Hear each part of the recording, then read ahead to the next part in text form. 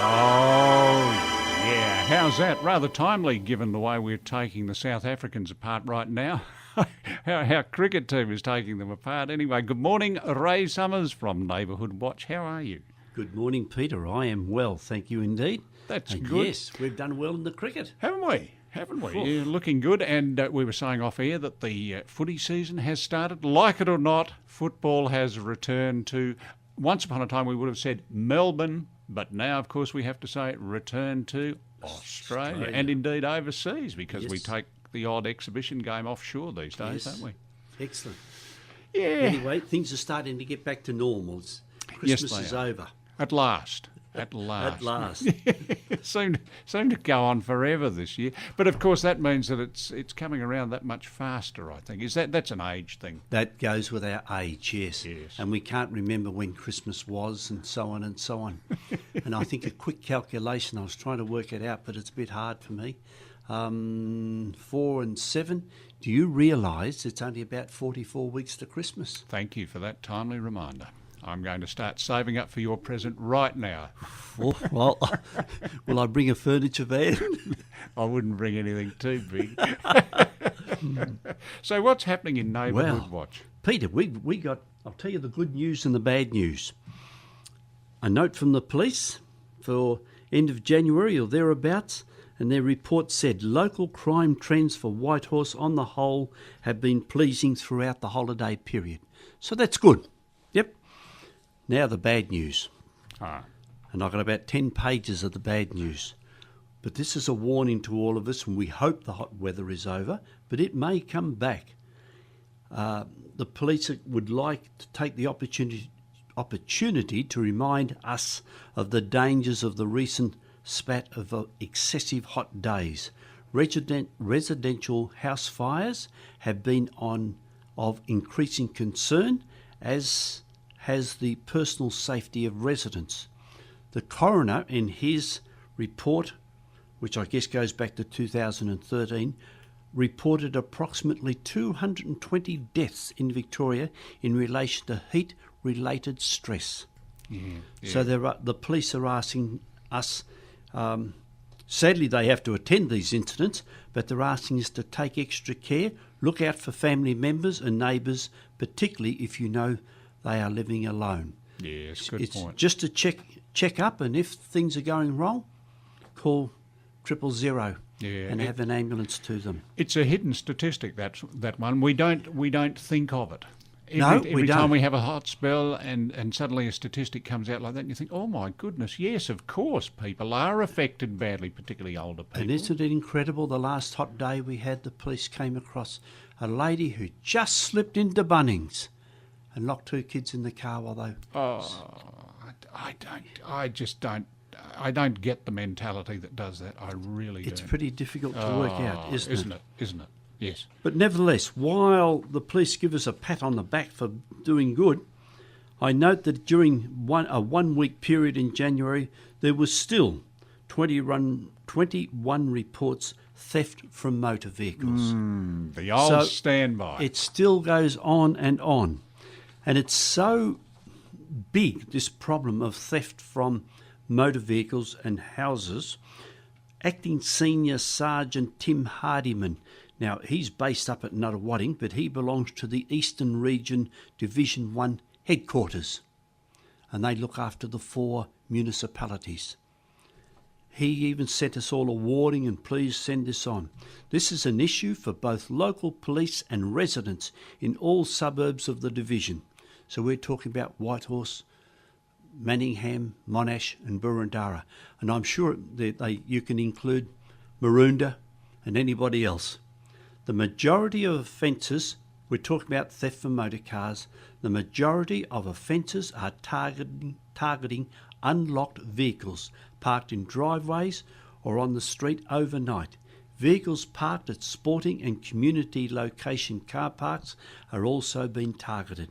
Of concern to police is personal items that often left in view inside unlocked cars, including wallets, handbags, computers and GPS devices. Yes.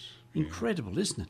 And he goes on, just 5 points. Always lock your car, and even if it's parked in your driveway. Never leave valuables in your car like wallets, handbags and electronic equipment. If you're parking in a sporting centre or community car park, remove items from view. Secure them in a safe place. Consider installing a quality car alarm and secure your registration plates using one-way screws. And if you're suspicious about anything, dial instantly 000 and tell them what's happening. Yes. Ray, just interrupting for a moment at 25 minutes before 10, and this is the Monday morning program. I'm Peter Cassidy talking to Ray Summers from Neighbourhood Watch. Ray, one thing that I think a lot of people forget is that it is illegal to leave your car unlocked if you are in a public place, anyway, if you are more than, I think it's 3 metres away from it. I think. That detail I'm not sure. Yeah, I think that is the case. But I mean, how many people are at the boot of their car putting the shopping in?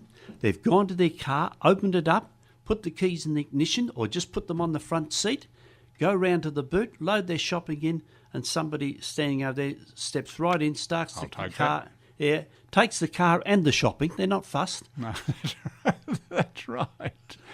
Incredible. It happens all the time. It does. People just don't think. I guess it's the pressure of everything else in this day and age, people rushing here, rushing there, rushing to do something, and you just don't get time to think things through clearly. But I'm pretty sure that is a law now, that if you're going to be, or maybe it's keys in ignition, I'll have to check that out, because I think it was aimed specifically at people going into self-serve garages where they leave the keys in the ignition, fill the tank, go in and pay the teller, and bang, somebody walks up, takes your car away. Well, Peter, I guess when you and I were young, about 100 years ago, isn't that what we did? Absolutely. You just filled up with you never took the keys out of your car, etc. No, well, of course, Ray, when dinosaurs were roaming the earth when you and I were young, we had people actually on the driveway of those service stations who were washing our windscreens and checking the oil and pumping up the tyres. Boy, how long ago was that? People listening right now wouldn't even remember that. They would be saying, boy, they're what old, are they those talking old about? fellas. That's right. Peter, let me go on and tell you this. Now, as the news, I'm telling you, it's getting worse. For the period February the 3rd to the 9th, this is a printout from the Victorian Police for Neighbourhood Watch. In Whitehorse, there were 6 residential burglaries, and 5 of them were from unlocked doors and windows. Man. Yeah. And then we go down to theft from motor vehicles. There were 16 thefts from motor vehicles, and can you believe 7 of them were from unlocked vehicles. Yeah. And there's a couple there, this is the police version, from vehicles, and they can't find how they entered the vehicle. That's interesting. And they said, we think that means that the car wasn't locked. And the owner either doesn't want to tell us or he's not what. going to spill the beans. Exactly. So I think that's what it is. Yeah, sounds like it. Yeah. But, 50%. Well, the housing, 5 out of 6 were unlocked. And there's a 6-day period in the city of Whitehorse. That's incredible. And then you go to cars, and it's over 50%. Yeah. And then it goes on in this report. There has been a series of theft from motor vehicles from unlocked vehicles parked in driveways and carports. Remember to, and I'm repeating again, lock your car. If you have remote locking, physically check that the doors to ensure it is locked. Yes. Get into the habit of double checking that cars are locked before going to bed. Never leave your wallet, especially your handbags, purses, and any electronic equipment. And it also recommends get your number plates put on with one-way screws and report any suspicious behaviour on 000.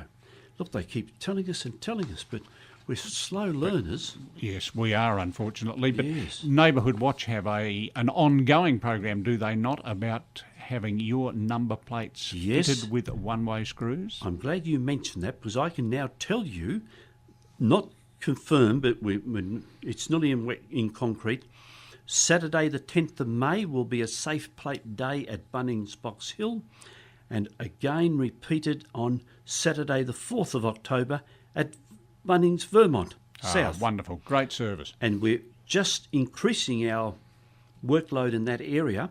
We plan to have a Safe Plate Day at Surrey Hills Railway Station. What happens there is we will go the day before, put a notice on your windscreen that we will be back the next day, and if you would like it done, please leave this sign on the dashboard. I like that. That's and good. so we will Yes. just come in as a group. Yeah.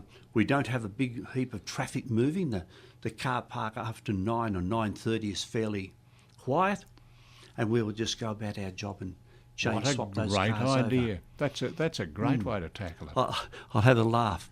We did this last year. A group of us went down to Port Melbourne, 4 people from Manningham and 4 from Whitehorse, and it was around a special school, and they'd been having some big troubles. No neighbourhood watch down there, so we hopped in to help out. And they were to leave this yellow post-it note on the dashboard, and that was a card telling us that we could do it. But we didn't realise that some people have about 60 pages up on the dashboard of all these notices, and some were yellow. And as you walk by, yellow sign, I'll do this one. So some people got them whether they wanted it or not. Oh dear. But anyway, so we thought we'd better make this